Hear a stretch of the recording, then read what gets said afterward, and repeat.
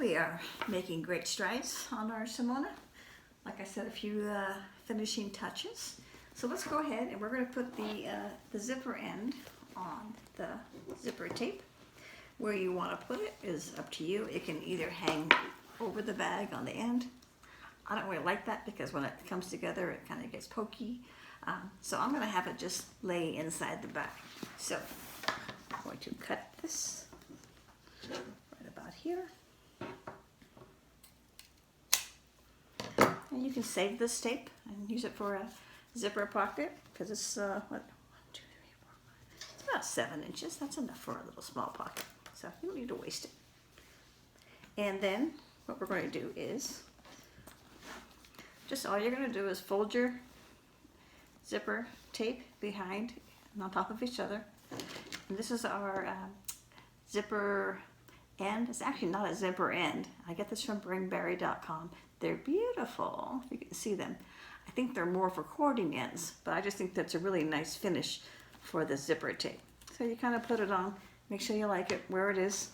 And if you do, and I do, we're going to take some of our creative glue. And now we will just undo our folded edge and put some glue on the front and the back. I'll put some on your finger for good measure. And we'll go ahead and put this on. And just slide it all the way down. That's why I like it too, because it goes pretty deep into the channel compared to some of them. There's a little bit of glue there. It's okay. It won't hurt anything. So that's the glue. And then we're going to just turn it over ever so carefully. Actually, let that glue sit. Let that glue sit and dry, and then we will add the screw. Yeah, that can wait. So when the glue sets, go ahead and add the screw that goes that came with it. And you'll be done with your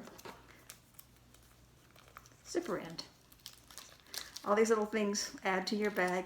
You could just put a leather piece, not leather, but a vinyl tab on the end if you didn't want to use hardware. You can do any number of things. So let's let that dry and we will add the screw in a second. Okay, so the glue has set pretty well on our zipper end, and I get a little bit of residue on the hardware. So I use these Care Touch alcohol prep pads from Amazon. They're pretty inexpensive, like, I don't know, $300 for $15. They last me a good 6 months. So I just use it to wipe off any glue residue, give a little polish to the hardware. And she looks good. So I decided I wanted the zipper end to be in the bag because I didn't like it hanging out. So there you can see that's pretty.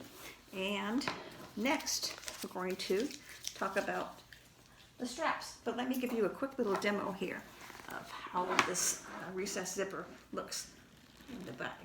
So we snap up the sides. I'll show you in a second. She's snapping.